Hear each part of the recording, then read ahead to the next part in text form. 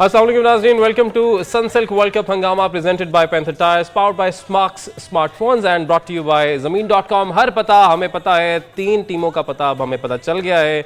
India qualified, south Africa qualified and Australia qualified for the semifinals. और आखिरी जो चौथी टीम है उसके लिए 3 उम्मीदवार अभी हैं, जिनमें अफगानिस्तान भी है। अभी आज का मैच हारने के बावजूद भी अफगानिस्तान लाइन में मौजूद है, क्योंकि अब ये तीनों टीमें न्यूजीलैंड, पाकिस्तान, अफगानिस्तान 8 पॉइंट्स पे मौजूद हैं।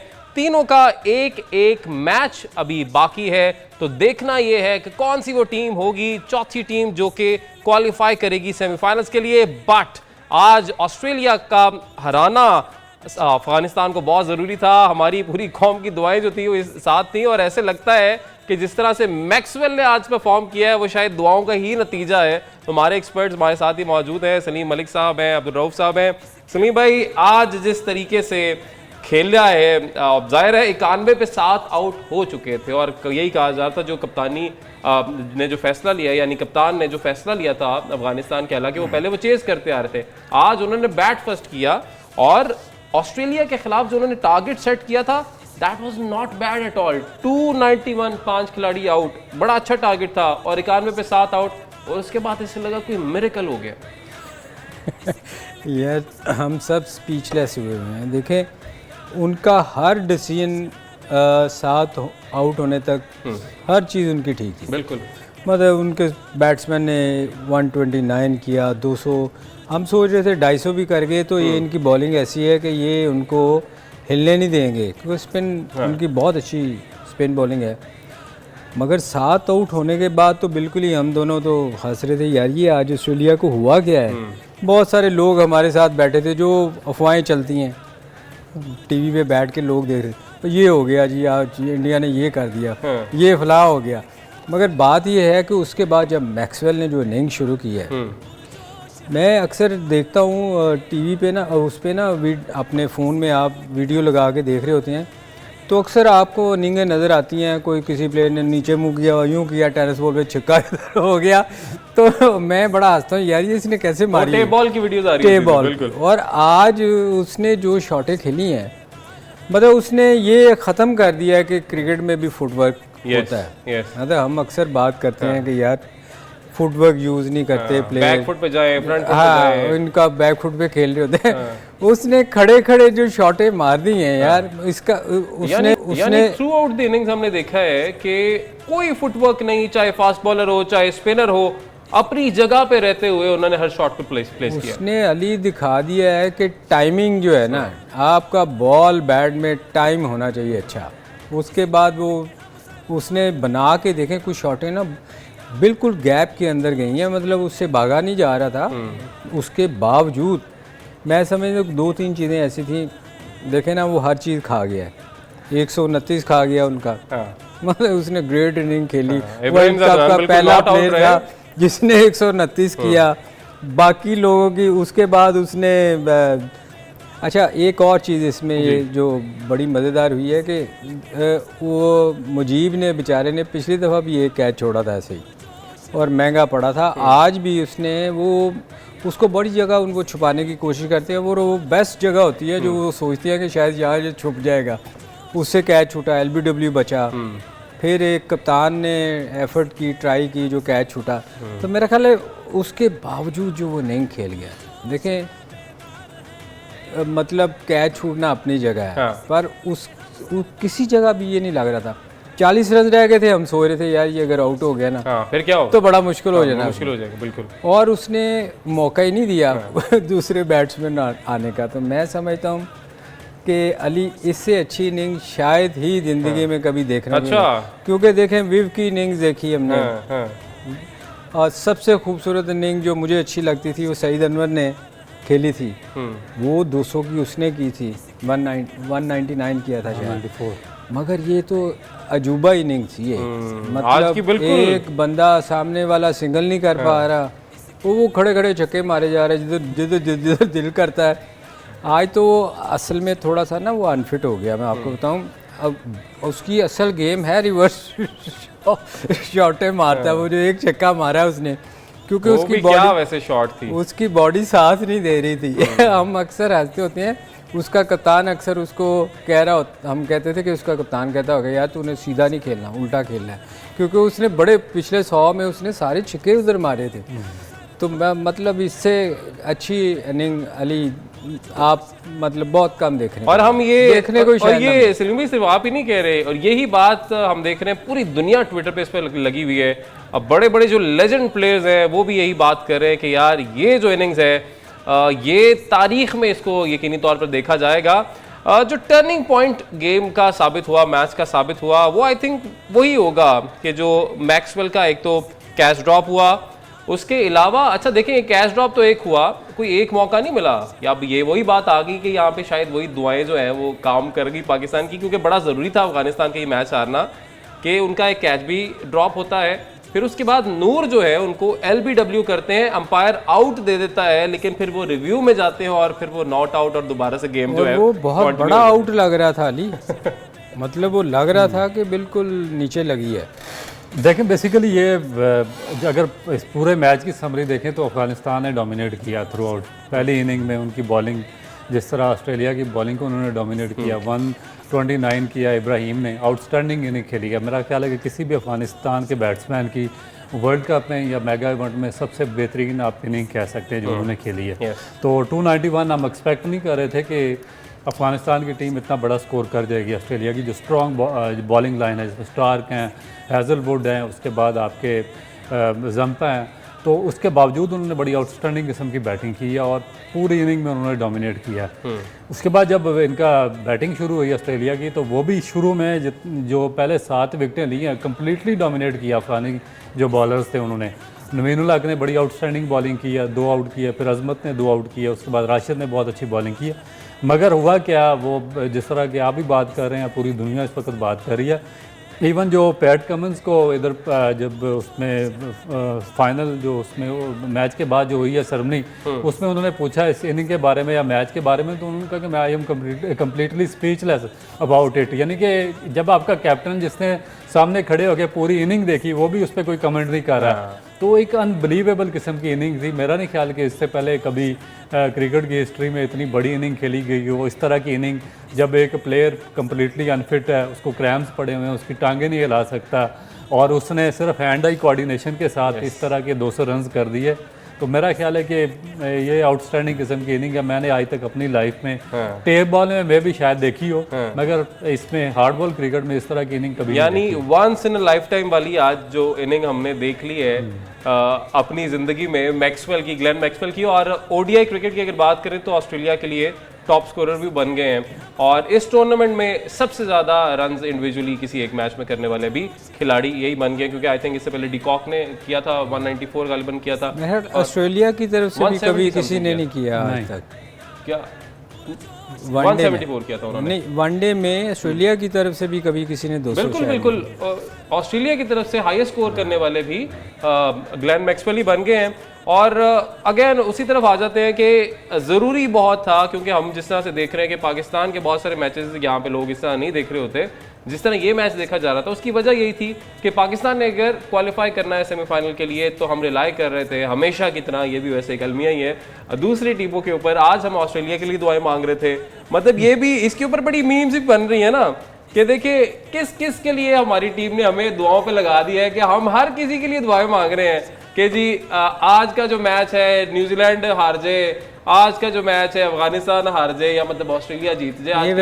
ये वैसे दुआएं तो नहीं होती, हाँ, दूसरी टीम के लिए बददुआएं होती हैं। अच्छा, एक और चीज़ यहाँ पे ज़रा डिस्कस कर लेते हैं, वो ये है कि अच्छा हमारे जैसे बंदे की तरफ से ये बात है ना तो ठीक है, हजम हो जाती है, लेकिन इतना बड़े खिलाड़ी की तरफ से जब ये बात आती है ना तो कहीं हजम होती नहीं है थोड़ी सी। वो इसलिए क्योंकि सकलैन मुश्ताकी मैं यहाँ पे बात करूँगा, उन्होंने कहा है जी कि हमें चाहिए, अब हमारे लोगों को चाहिए, अवाम को चाहिए कि तकरीबन 1 लाख बंदा जो कम से कम है ना वो फास्टिंग करे, वो रोज़ा रख ले, और उसके अलावा वो ये कहते हैं कि आप नवाफिल अदा करें, पूरी कौम जो है वो नवाफिल अदा करे कि पाकिस्तान सेमीफाइनल पहुँच जाए। देखें परफॉर्मेंस पे नहीं फोकस होना चाहिए सारा, मतलब एक खिलाड़ी की तरफ से सर जब इस तरह की बात आती है ना बड़ा अजीब सा लगता है। वैसे सकलैन आई डोंट नो उसने किस सेंस में कहा है, हो सकता है मजाक में कहा हो, नहीं सीरियस थे काफ़ी वैसे। अच्छा, मेरे ख्याल में कि ये जो चीज़ उस सकलैन ने कही है नमाज हर कोई पढ़ता है, नफल भी हर कोई अदा कर, सब पढ़ते हैं नमाज, इधर भी पढ़ते हैं। मगर बात यह है कि आप इस चीज़ों से तो आपकी इम्प्रूवमेंट नहीं होनी। इम्प्रूवमेंट तो होगी जब आप परफॉर्मेंस करेंगे ग्राउंड में, और उसके लिए आपको मेहनत की ज़रूरत है। और आप अच्छा परफॉर्म जब ही करेंगे जब आप जाके नेट में, जैसे बाकी दुनिया के प्लेयर जाके 4-4, 5-5, 6-6, 8-8 घंटे मेहनत करते हैं। दुआओं से अगर होना होता हो तो फिर तो कोई जाके खेले ही ना होगे। यार मेरे लिए दुआएं मेरे माँ बाप कर लेंगे, लोग कर लेंगे, मेरे यार दोस्त कर लेंगे, ये देखें दुआएं तो हम सब कर रहे हैं, बिल्कुल अभी भी कर रहे हैं। मगर बात यह है कि इम्प्रूवमेंट आपकी उस वक्त आएगी अली जब आप ग्राउंड में जाके मेहनत करोगे। उसके लिए बात करनी चाहिए, ना कि ये कहने के लिए कि हम अब मरने लगे यार दुआएं करो, वो तो फिर खास तौर पे खिलाड़ी को ऐसी बात नहीं करनी चाहिए, मेहनत करनी चाहिए, मेहनत करनी चाहिए। और ब्रेक का कहा जा रही जी, ब्रेक लेते हैं, ब्रेक के बाद आके मजीद थोड़ा सा इसको डिस्कस करेंगे। और जाहिर है आज हमने कुछ डेमोन्स्ट्रेशन भी कोशिश करेंगे, कुछ चीज़ों पे ले लें, कुछ गुर सीख लें, और साथ ही साथ इंग्लैंड वर्सेस नीदरलैंड होने जा रहे हैं कल, तो उस पर भी बात करेंगे ब्रेक के बाद।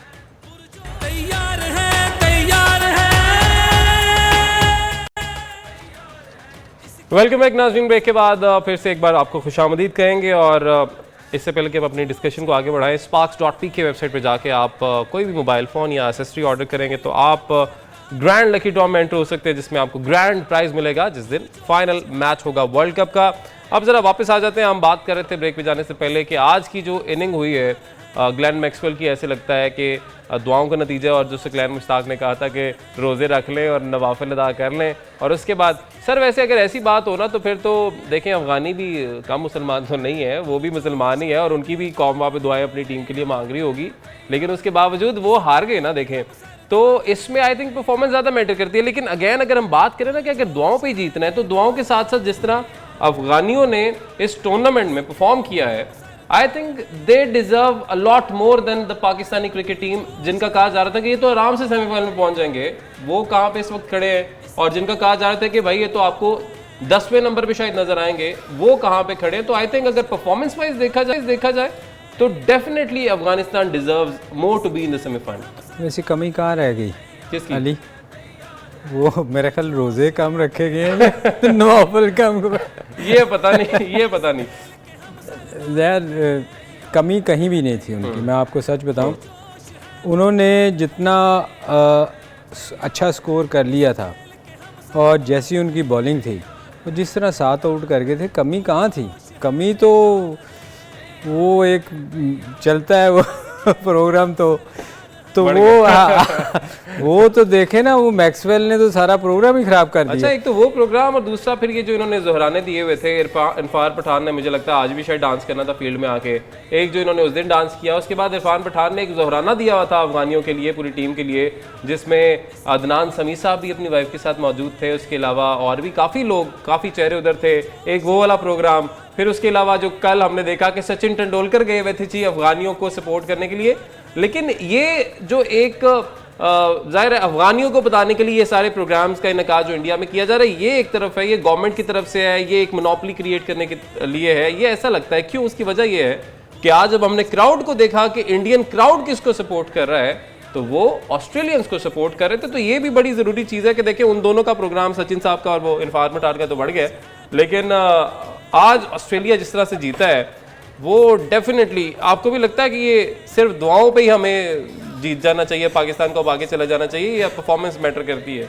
यार देखिए, बात ये है कि जब हम करप्शन करते हैं, हमारे अंदर इनकम्पिटेंसी होती है, प्रोफेशनलिज्म की कमी होती है, हमारी जो मिस्टेक्स होती हैं उनको हम अंडर कारपेट डालना चाहते हैं, तो फिर हम ऐसी चीज़ों का सहारा लेते हैं। कभी हम मज़हब के पीछे छुपते हैं, कभी हम किसी और चीज़ के पीछे छुपते हैं। आप देखें कि ये जो ओलंपिक्स होते हैं, सबसे बड़ी जो इवेंट है वर्ल्ड का, वो तो ओलंपिक्स गेम्स ही है ना। उसमें जो कंट्रीज़ हैं, जो अमेरिका हो गया, ऑस्ट्रेलिया हो गया, न्यूजीलैंड, उसके बाद आपका चाइना हो गया, इनके कितने मेडल्स होते हैं? किसी के 50 होते हैं, किसी के 60 होते हैं, किसी के 70 होते हैं। वहाँ पे कभी कोई किसी ने मजहबी लिबादा नहीं उड़ाया, किसी चीज़ के पीछे उन्होंने अपने आप को अंडर कारपेट नहीं डाला। सही कह रहे हैं, दिस इज अ कवर। हाँ, वो देखें कि वो प्रोफेशनलिज्म है, उन्होंने प्रोफेशनली हायर किए होते हैं, पैसे देते हैं कि भाई ये एथलीट्स हैं हमारे, ये इस गेम के हैं, ये क्रिकेट के हैं, ये फुटबॉल के हैं, ये हॉकी के हैं, ये रग्बी के हैं, आपने इनको ट्रेन करना और फिर ओलंपिक्स के लिए इनको शामिल करना ताकि गोल्ड मेडल लिए लें। अगर वो नहीं लेते तो फिर जो आपके ट्रेनर होते हैं, जो आपके कोचेज़ होते हैं, जो आपके हाई पेड ऑफिशियल्स होते हैं, जिस तरह सकलान मुश्ताक या इंजमामुल हक या बाकी जितने भी लोग पाकिस्तान क्रिकेट बोर्ड में बड़ी बड़ी तनख्वाहों पे पिछले 10-15 साल से काम करते रहे हैं, तो वो उनसे जवाब मांगते हैं कि आपने ये ट्रेंड क्यों नहीं किया प्रॉपरली, इन्होंने गोल्ड मेडल क्यों नहीं जीता। अच्छा, ये भी एक बड़ा अलमिया है जो आपने जिक्र कर दिया है, इंजमाम वाली बात आपने कर दी है। इन्वेस्टिगेशन होने से पहले ही इंजमाम जो है वो आराम से साइड पे हो गए, ये भी लोग बातें कर रहे हैं। अब गालिबन तौसीफ अहमद है जिनको अब जिम्मेदारी दी गई है कि लेकिन मुझे एक चीज़ बताएं कि इन्वेस्टिगेशन आज तक पाकिस्तान क्रिकेट बोर्ड में हुई किस, यही तो मैं कह रहा हूँ कि देखिए, अगर आपकी जो टीम है, आपकी टीम ने अगर अच्छा परफॉर्म नहीं किया है तो उसके बाद बस हम ये देख लेते हैं कि जी चेंज हो गई है मैनेजमेंट, लेकिन जो मैनेजमेंट थी उनसे क्या सवालात हुए, उनसे पूछा गया कि भाई हाँ आपको अगर ये जिम्मेदारी मिली थी तो उस जिम्मेदारी का क्या बना, आपने क्या किया? देखिए अभी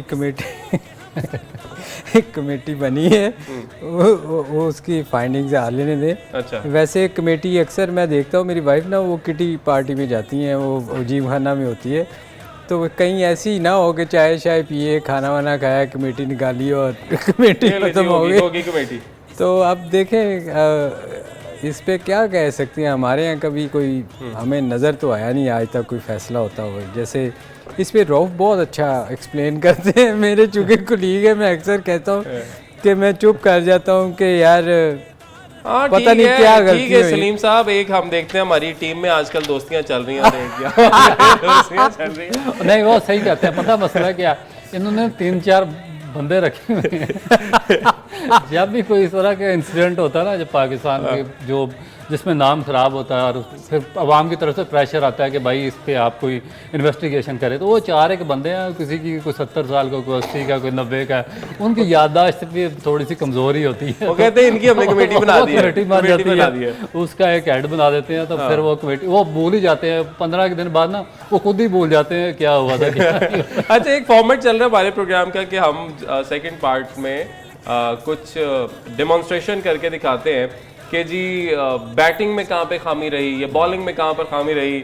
सलीम भाई बैटिंग का बता देते हैं, रऊफ भाई बॉलिंग का बता देते हैं, लेकिन आज के मैच में अगर देखा जाए ग्लेन मैक्सवेल, कोई आप बता सकते हो, कोई टिप दे सकते? नहीं, वो हमारे प्रोड्यूसर कह रहे थे कि उसका कुछ करके बताएं कि उसने क्या गलती की, तो मैंने रऊफ को कहा था, मैंने कहा रऊफ मेरी टांगे पकड़ लेना तो मैं ना हिटे मार के दिखाऊंगा कि कभी इधर मारूंगा कभी इधर मारूंगा, वो यही हम करके दिखा सकते हैं, इसके अलावा तो टांग नहीं हिलनी चाहिए, हमें टांग नहीं हिलनी चाहिए।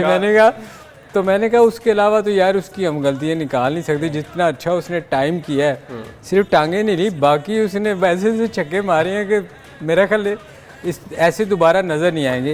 ये देखें, ये तो एक मजाक था, मगर उसको फुली क्रेडिट जो जाता है कि उसने जो बॉल टाइम किए हैं, इवन उसकी टांगे मूव नहीं भी कर रही थी, तो उसने ये शो कर दिया कि क्रिकेट में टांगे ना भी मूव हो तो आपका बॉल टाइम अगर आप अच्छा करते हैं, चूँकि बाउंड्री छोटी हैं तो वो बाहर ही जाती है। तो मेरा ख्याल है जो इतनी जो आज तक डिबेट होती रही फुटवर्क के ऊपर कि फ्रंट फुट पे जाके ये शॉट खेलनी चाहिए थी, ये शॉट जो है बैक फुट पे आके खेलनी चाहिए थी, क्या किया इस प्लेयर ने, आज वो सारी जो डिबेट थी ग्लेन मैक्सवेल ने वो साइड पे कर दिया है, उसको बिल्कुल खत्म ही कर दिया है, क्योंकि उन्होंने बता दिया कि अली नहीं भी होगा। अली इस पे ना मेरा ख्याल प्रोफेसर फेल हो गया है। अच्छा, अभी प्रोफेसर साहब अरे की गलतियां निकालते थे टेक्निकी, तो इस बेचारे की तो आज प्रोफेसर क्या कहेगा, वो आज कह रहे हैं कि जी ये मिरेकल हो गया, तो इसलिए वो इस तरह बात हुआ तो मेरी असल में फ्लूक कह नहीं सकते हम लोग, जो कहना चाहिए और कहते हैं मिरेकल हो गया, नहीं, हो जाता है कभी कभार इस तरह की। ऑब्वियसली मतलब देखिए, अगर आप उनके मिरेकल इस तरह आप कह सकते हैं कि एलबीडब्ल्यू हुआ, आउट मिल गया, उसके बाद रिव्यू में भी बच गए, फिर कैच भी ड्रॉप हो गया, इसलिए हम मिरेकल कह रहे हैं। असल में रऊफ फ्लूक जो होता है ना यार, वो 2, 4, 10, 20, 50 रनों तक का हो सकता है, 200 रन का। आप किसी को, वो मेरा ख्याल है उसको क्रेडिट देना चाहिए। नहीं क्रेडिट तो सलीम भाई मेरा नहीं ख्याल कि अच्छा, बॉलिंग की डेमोन्स्ट्रेशन की, वो तो बैटिंग की बात होगी ना। बॉलिंग में भी अफगानिस्तान की अगर बात करें तो ऑस्ट्रेलिया जैसी टीम के उन्होंने 97 पे या 91 पे 7 आउट कर लिए थे, तो कमी उन्होंने भी कई बार नहीं दिखाई। यानी इब्राहिम ने बड़ी ज़बरदस्त इनिंग खेली, पहले बैटिंग में बड़ा अच्छा वो स्कोर किया उन्होंने, उसके बाद बॉलिंग में उन्होंने चारों शाने जैसे चित कर देंगे। अभी ऑस्ट्रेलिया की ऑल टीम जो है 100 से पहले ही शायद आउट हो जाएगी। ये भी एक नई तारीख अफगानिस्तान के लिए होती है, बट लग ऐसे ही रहा था, है ना, लग ऐसे ही रहा था। लेकिन अब अफगानिस्तान की बॉलिंग पे भी बंदा क्या तनकीद करे, वो तो अच्छा जा रहे थे। लेकिन इसमें दो जो बॉलर थे उन्होंने बड़ी अच्छी बॉलिंग की। एक तो ऑस्ट्रेलिया की जानिब से 291 इन्होंने किया अफगानिस्तान में, मगर हैजलवुड ने बहुत आउटस्टैंडिंग बॉलिंग की है। 9 ओवर में उन्होंने 39 रन देकर 2 आउट किए हैं। तो इसमें साबित होता है कि पिच कैसी भी हो, जब आप एक लाइन पे एक्यूरेट बॉलिंग करेंगे एक चैनल में, तो फिर आपको वहाँ पे सक्सेस मिलेगी। और इसको साबित किया नवीन उल हक ने सेकंड इनिंग में। उन्होंने भी 9 ओवर में 44 रन देके 2 आउट किए हैं।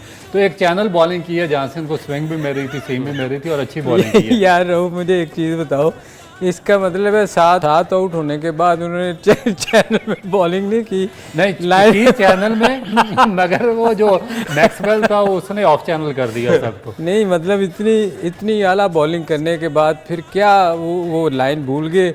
नहीं लाइन वही थी मगर जो वो जो गतका चला रहा था वो अनबिलीवेबल। यानी बात वही आ जाती है कि ये अनबिलीवेबल किस्म की इनिंग्स थी जो कि आज ग्लेन मैक्सवेल की जानिब से खेली गई है। क्योंकि अभी तक सही बात है, वही जिस तरह सलीम भाई ने पहले कहा कि यकीन नहीं आ रहा जो इनिंग्स आज हमने देख लिया है। नाज़रीन, ब्रेक लेंगे, ब्रेक के बाद डिस्कस करेंगे इंग्लैंड वर्सेस नेदरलैंड्स।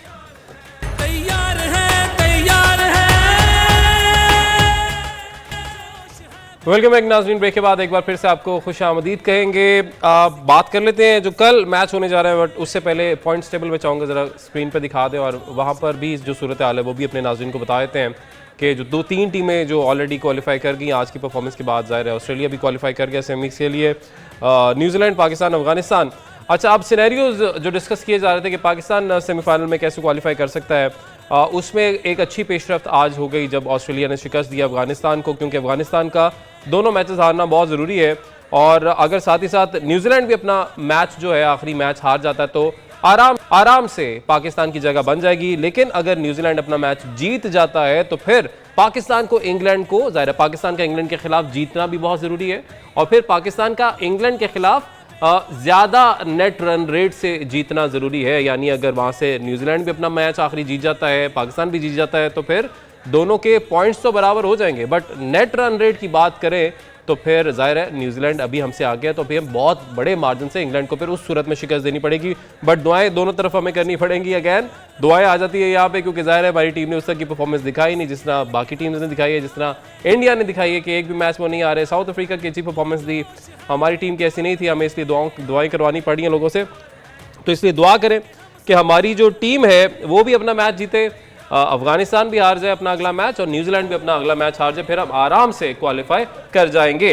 अब आ जाते हैं जी नेदरलैंड वर्सेस इंग्लैंड, कल का मैच जी। और इंग्लैंड के भी 2 मैचेस बाकी हैं, एक पाकिस्तान के खिलाफ है जो कि हमने जीतना ही जीतना है, दूसरा मैच अब इंग्लैंड का नेदरलैंड के खिलाफ जो कि कल खेला जाएगा। और चैंपियंस ट्रॉफी में अगर क्वालिफाई करना है इंग्लैंड को, ये बड़ी बेइज्जती वाली बात होगी इतनी बड़ी टीम के लिए कि अगर चैंपियंस ट्रॉफी के लिए क्वालिफाई तो जान मार देंगे दोनों मैचेस में, लग रहा है। देखिए, मेरा ख्याल है कि बहुत ही इंपॉर्टेंट मैच है इंग्लैंड के लिए स्पेशली, क्योंकि बॉटम पे है, 7 मैचेस में इनके सिर्फ 2 पॉइंट है और इनको जो एक इजी एक्सेस ये है कि इनका जो कल मैच है वो नेदरलैंड से, अगर ये मैच जीतते हैं तो ये 4 पॉइंट के साथ ये 9वें नंबर पे आ जाएंगे। उसके बाद इनका एक मैच है पाकिस्तान के खिलाफ। अब जो ऊपर वाली जो इनसे 2 टीमें श्रीलंका और बांग्लादेश, उनके टफ मैचेस हैं। बांग्लादेश का ऑस्ट्रेलिया से मैच है और श्रीलंका साउथ अफ्रीका अफगानिस्तान का अब एक मैच पड़ेगा साउथ अफ्रीका से, अफगानिस्तान का साउथ अफ्रीका से। मैं नीचे वाली जो 4 टीमें उनकी बात कर रहा हूँ।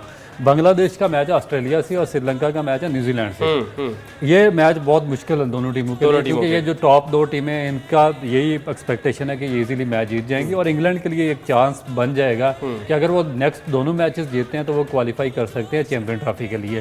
तो ये आप इंग्लैंड को बिल्कुल आउट नहीं कर सकते टूर्नामेंट से कि वो किसी टाइम भी वो कम बैक करेंगे, क्योंकि तरफ चल पड़े। सर ऐसे ना करें, देखिए आप इंग्लैंड को चैंपियंस ट्रॉफी में अगर लाने की बातें करेंगे तो फिर पाकिस्तान जो है वो सेमीज में नहीं जा सकेगा। तो ऐसे ये ज्यादती वाली बात कर रहे हैं। देखिए हम दुआओं पे चल रहे हैं, ये पुठी बात करी जा रहे हैं। यहाँ बैठ के यार 80 रोजे रखवा रहे हैं, रोजे से साढ़े नफल जड़े हैं रऊफ यार, ये तो ज्यादती है, ये तो सारा कुछ कैंसिल करता तुसी। नई चैंपियन ट्रॉफी में अगर इंग्लैंड की टीम ना हुई तो मेरा ख्याल है कि बड़ा हाँ नहीं, ये उनके लिए प्रॉब्लम होएगा। होएगा, मगर कोशिश तो यही है यार कि हम जीत जाएं। देखिए आप सलीम भाई जीत सकते हैं अगर न्यूजीलैंड भी अपना मैच हार जाए और अफगानिस्तान भी अगला मैच हार जाए, आप इंग्लैंड को हरा दें तो आप जो सिचुएशनें बन रही हैं उसके आज जो हुआ है वो हम सोच भी नहीं सकते थे कि होएगा। कहाँ से हम वापस आए हैं फिर। वैसे ये तो बात बिल्कुल इसको मानना पड़ेगा। देखें आज ऑस्ट्रेलिया का जीतना इंतहाई अहम हो गया था, ज़रूरी हो गया था कि अफगानिस्तान अब अपने दोनों मैचेस जो है वो हारे, फिर ही पाकिस्तान का चांस जो है हमें नज़र आएगा। अदरवाइज तो अफगानिस्तान जिस तरह मैच बिल्कुल जीतने लगा था, ऐसे लग रहा था कि जी सारिया टीमां बाहर सेमीफाइनल। तो अब वो जो है सिनेरियो कहाँ से, अब वो क्यों हुआ है, कैसे हुआ है, क्योंकि ये बात डिनाई नहीं की जा सकती। लगता ये पाकिस्तान जो ऐसे टूर्नामेंट्स में आगे अचानक से हारती हुई चली जाती है, वो शायद किसी दुआओं का ही नतीजा होता है जो आज भी हमें नजर है। नहीं उसे अगेन जो हमने आज देखा है। सही बात, ऐसे ही है। मगर जो रऊफ बात कर रहे हैं ना, वो किसी और सेंस में बात कर रहे हैं कि अगर उनको आगे चैंपियंस ट्रॉफी खेलनी है तो उनके लिए जीतना बहुत ज़रूरी है, उनके लिए भी। तो इसलिए मेरा ख्याल वो बहुत ज़्यादा मेहनत करेंगे अगले 2 मैचों के लिए। वो हमारे अपनी जगह पे है कि हमें जीतना है उनसे, ताकि हम क्वालिफाई करें। मगर उसके लिए भी देखें ना, आपको को बहुत अच्छे बड़े मार्जिन से जीतना पड़ेगा इंग्लैंड से। वैसे जो हो रहा है वो हो सकता है कि हम उतने मार्जिन से ही जीतें। मार्जिन से जाहिर हमने तब जीतना है जब न्यूजीलैंड भी अपना मैच जो है अगला जीत जाए। अगर न्यूजीलैंड हार जाता फिर और अफगानिस्तान भी हार जाता फिर तो हम वैसे क्वालिफाई कर जाएंगे। अच्छा, शादाब खान इंजरी कंकशन का वो शिकार है। हारिस की अभी कोई अपडेट नहीं आई है कि हारिस का क्या बना है। वैसे तो क्रिकेट शायकीन यही कह रहे हैं कि रह नहीं दो, क्योंकि स्कोर बहुत ज़्यादा हारिस को पड़ रहा है। हालांकि एक अगर थोड़ा पीछे जाएं तो बड़ा ज़बरदस्त परफॉर्म कर रहे थे पाकिस्तानी टीम के लिए। लेकिन अब क्या इस मौके का फ़ायदा उठाना चाहिए? जैसे हमने पहले भी डिस्कस किया था, अगेंस्ट इंग्लैंड अबरार की परफॉर्मेंस बड़ी अच्छी रही थी। तो क्या इस मौके का फ़ायदा उठा के, इस इंजरी का फ़ायदा उठाते हुए, क्योंकि रिजर्व तो आपका तभी आ सकता है जब कोई खिलाड़ी इंजर्ड हो, तो अभी आपके 2 खिलाड़ी ऐसे हैं जिनके नाम के ऊपर आप अबरार को टीम में ला सकते हैं। एज अ ट्रम्प कार्ड आप अबरार को लाके यहाँ पे यूटिलाइज कर सकते हैं। करना चाहिए या नहीं? देखें कैसे कर सकते हैं, आपको रिकमेंडेशन लेनी पड़ेगी जो आईसीसी का मेडिकल पैनल है उससे कुछ ना कुछ सीरियसनेस शो करनी पड़ेगी, फिर आप किसी को बाहर बिठा सकते हैं। एक हमारा बंदा है जिसकी रिब्स जो है वो पकड़ी गई है, लेकिन एक हमारा है देखिए उसका भी जो है एमआरआई है, उसमें इस तरह नहीं है कि रिब में कोई उसमें फ्रैक्चर है या रिब में वो तो सेफ साइड उन्होंने करा लिया है, क्योंकि पेन था उसको, इसलिए उन्होंने करवाया। मगर उसमें कोई ऐसी चीज आई नहीं कि उसको वो टूर्नामेंट से बाहर कर दे। तो इसलिए मेरा ख्याल है कि इनके लिए बड़ा मुश्किल हो जाएगा। जिस तरह की इन्होंने सिलेक्शन की है तो अब वही मेरा ख्याल है भुगतना पड़ेगा। आपको जो स्पिनर्स हैं वो बाहर बैठे हुए हैं, जो आपके 15 से जो रिजर्व ट्रैवलिंग में है, आप उनको टीम के अंदर नहीं ला सकते। तो फिर अब मेरा ख्याल है कि उनको टीम में अंदर नहीं ला सकते। और लास्टली टाइम की कमी है सर। ये जो हमने एशिया कप में डाला था, जमान को हम लेके गए थे अचानक से, जी वो फास्ट बॉलर चाहिए, केड़ा ले आइए, जमान को ले जाते हैं जी। वर्ल्ड कप की टीम अनाउंस होती है, अचानक से नाम आ जाता है हसन अली का, अचानक से नाम आ जाता है जी ठीक है मोहम्मद वसीम को आप खिला लें स्क्वाड के अंदर, जमान को आप रिजर्व में डाल देते। क्या है ये, कौन सी सिलेक्शन होती है यार?